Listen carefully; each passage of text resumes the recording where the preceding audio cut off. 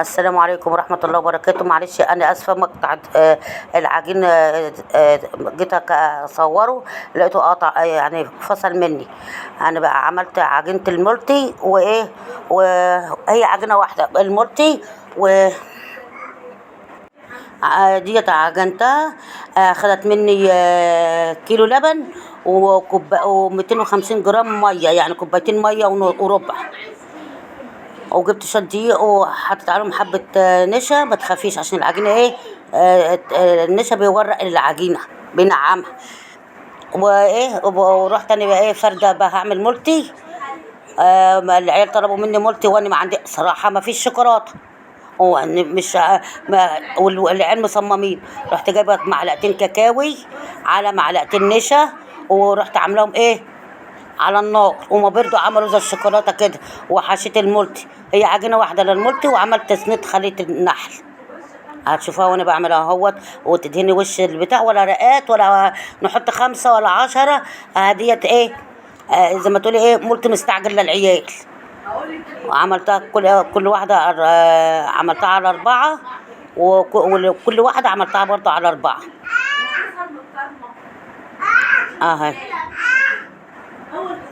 او تقطع حته كده، يعني تقطع ما تقطعيش، هي مش مشكله يعني. والعجينه لازم وانت بتلفي اهي. كاكاوي على بتاع دوت على نشا وكوبايه سكر. ورحت عامله ايه، بتاع اهي بقول لكم حلوه ازاي. وبحط في الصاج على طول. انا سبتها عجنتها، سبتها يجي ربع ساعه كده عشان اما اجي افردها تمشي معايا حلوه. وبعدين اللي خمرتيها ورجعتي خمرتها تاني، ريحه الخميره هتطلع في العجينه. انت ما تسيبها نص خميره كده وتفرديها وتروحي عاملاها وتحطها وتخمر في الصاج. وانت بتلفي تحطي التانية تحت على قعر الصاج، عشان حطيتها على الوش هتخمر هتروح مفتوحه منك. يعني انتوا زي بناتي كده، وانا بقول لكم يا بناتي يعني معلومه يعني انا عارفه انتوا شطار كل حاجه، ويمكن تعملوا احسن مني كمان. بس اهو خبره السنين اهو. ايوه وتمط كده العجينه عشان ايه تاخد اكبر عدد من اللف. على طول كده ايه وتلف. ما بتوش خلي يعني بالهنا والشفا. يعني طلع من الفرن ما السجق كان بيطلع كان بتقشط على طول. اه والله. ويقولوا لي يا تيتا انت احسن من بتاع بره. معلقتين نشا على معلقتين كاكاوي على كوبايه سكر، وعملتهم كاستر على على البوتاجاز وسبتهم يبردوا. ورحت مش شوكولاته، شوكولاته. اه وطلعت ما العجينه ايد حلوه في تحت ايدك، انت بتمشي على طول اهو.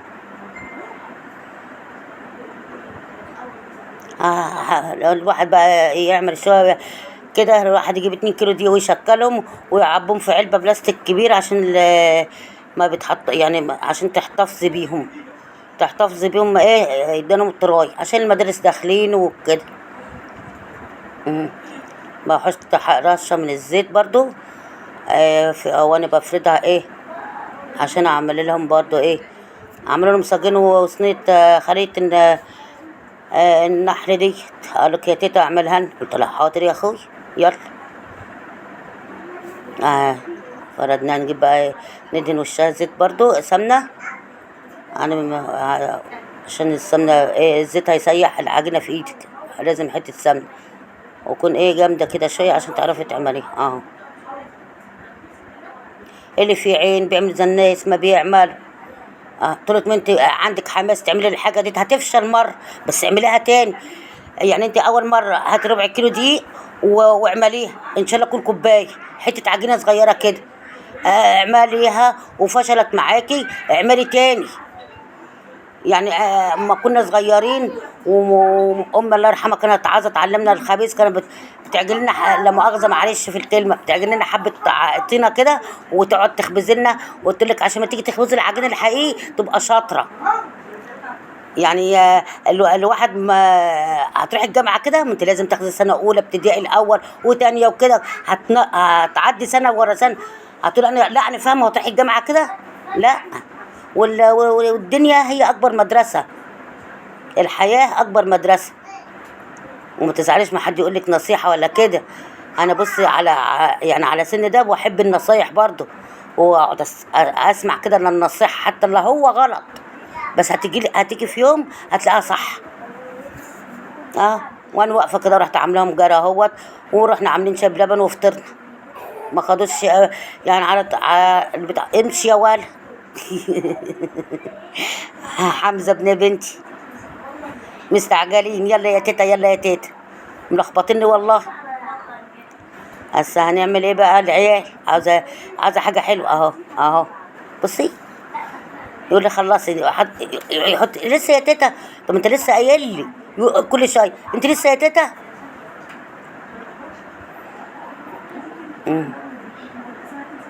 يلا، كل حاجه فيها كدابه. ديت بس ما شاء الله عليها والله. فرحوا العيال. ما تروح تجيب الكيس ب5 جنيه في 2 3. هيعمل ايه؟ مش بيشبع. انت بقى تقومي كده بقى زي الشطره، تقومي تجيبي لك 2 كيلو ولا 3 كيلو وشكليهم مره اعملي حبه قراقيش مره بالعجوه، مره بكده وايه، وحطهم عندك في علبه. العيال رايحه المدرسه مش قادره تقومي تعملي كده، ضيفه طبط عليك وابنك قال لك يا ماما بدي اكل، هتجيبي له قرصه في ايده وهتديله. يعني الحاجه دي منافع في البيت وبتسد عن الفطار، وحاجة حلوة وفيها كلها غذاء. يعني دي في لبن والبتاع دوت اسمها ايه، الشوكولاتة الكدابة دي، فيها برضه انا حاطة عليها لبن وعلى على النشا والكاكاوش. وهي لازم شوكولاتة يعني؟ ما مش لازم شوكولاتة، عشان حتى لحد كبير خد واحدة هو لا قدر الله عنده السكر ولا كده، ما يشجرله حاجة يعني. تمام كده خلصنا اهو. اه.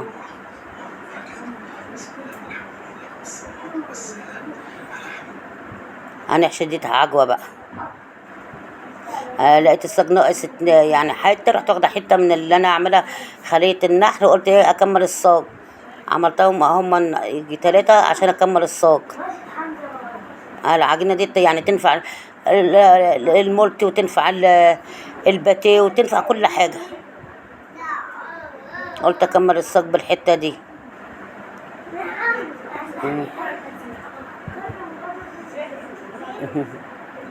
اما هنا بقى ايه؟ يلا يا تيتا، يعني هتاكلوها عجينه يا جماعه؟ صبر يا صبر يا ولا انت واو. انت بطيئه ليه يا تيتا؟ الله بطيئه، ما هي يا ابني يعني ما لسه هتستوي، هتخش في الفرن وهتخمر وهتستوي. اهو قفلنا الصاجين دولت. ونعمل بقى ايه؟ خلية النحل برضو بالمره ايه، تغيير. كنت عايزه اعملها بالجبنه ما لقيتش جبنه، كان عندي قالب عجوه، ورحت ايه عامله واحد صاج قراقيش بالعجوه وصينيه خلية النحل. تفردي العجينه كده وتجيبي العجوه انا طول العجينه زي صبع الكفته كده اهو، واقفليها ولازم، واكنك بصي تلحمي العجينه اكنك انت حشياها، ابرمي الرور على طول كده وبالسكينه وقطعيها ورصها في الصاج اهو. مش هتاخد 5 دقايق في ايدك وخير بقى. تروح القرصه الوقت بكام؟ ب5 جنيه. يقول لك ال3 ب10، او قرصه مش فيها اي حاجه.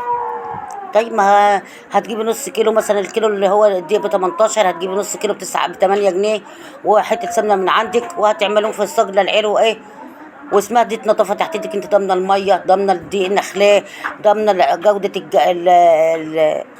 العجوه، وبتفرحي العيال. وريحه الخبيث في العجين في البيت بتبقى بركه والله. يعني امهاتنا زمان كنا نطبخ على الكانون ونخبز على انا ما كنتش اعرف يعني ايه بوتاجاز. احنا كنا عندنا بابور واحنا قاعدين هنا كان شغل بابا في مصر هنا، كنا قاعدين كنا عندنا يعني لا بوتاجاز لا بابور. وما روحنا البلد يعني ايه بوتاجاز يعني، كنا بنطبخ على كانون، عاملين كانون عينين كده، كنا بنطبخ. كنا الله يرحمها تخبز في الفرن، وكان عندنا نروح نجيب ايد من الغيط ونخبز يعني. ما ايه بوتاجاز انا ما وقفتش على البوتاجاز غير بعد اتجوزت. اما اجي اعمل اعمل محشي، هعمل لكم قانون في البلكونه وهوريكم طبخ القانون ازاي. على اما تكون الواحده مش عندها انبوبه مثلا، ولا الانبوبه فضت عليها، تتصرف وبجيب قلبين طوب كده واحطهم في البلكونه، واحط الحله عليها وبطبخ عادي مفيش مشاكل. يعني ايه، ايام النبي عليه الصلاه والسلام كان في ده جبت الصينيه ودهنتها، دهنتها زيت اهيت عشان احط خلية النحل فيها اهو. تعملها زي الكرة كده وتفتحيها وتحط فيها حتة العجوة. عاملة العجوة ولا سمسم ولا دي ولا اي حاجة، بس يعني كانت يعني صراحة تحفة. النبي عليه الصلاة والسلام كان على أيامهم إيه، ولا بتاع، كانوا بيطبخوا على القانون والفرن وكده. واللي يتهم الواحد يرجع لأصل بوتاجاز ديت. أنا والله العظيم كانت أنبوبتي فاضية قبل ما الغاز يدخل لي، وده رحت جايبة قلبين طوب وحطهم في البلكونة. قعدت يمكن 3 أيام أطبخ عليه وأعمل شاي وأسخن ما الواحد لازم يشغل مخه. افرض جالك سؤال على أيام زمان في الامتحان ولا كده، ولا قال لك بتروحي التدريب المهني دوت تقعدي اسبوع هناك، ويقول لك اطبخي على القانون، هتعملي ايه؟ ها؟ ما هو عشان هتاخدي درجات هتكبري بيها مجموعك. ما انت لازم تعرفي المعلومه اهو. طلعت صوتهم وهم طلعوا بقى من الفرن. كنت انا مدوبه معلقه عسل كلوكوز وفي حبه ميه ودهنت وشهم اهو، طلعوا زي ما شاء الله، الله اكبر عليهم. ولازم تغطيهم عشان يبقى ايه، يبقى طراوه. وادي صينيه خليه النحله ما اعرفش يعني اطلعها عشان هي سخنه لسه. اللي طلعتها هتبقى تتهري وانتوا عارفينها بقى. ولازم تغطيها اهي. بعد ما اهي بصي بقى طلعتها بعد ما اهي محشيه عجوه، واهي الملط اهو. يعني ايه، حاجه على قد ست كبيره بقى. والسلام عليكم ورحمه الله وبركاته، واتمنى تشتركوا في القناه.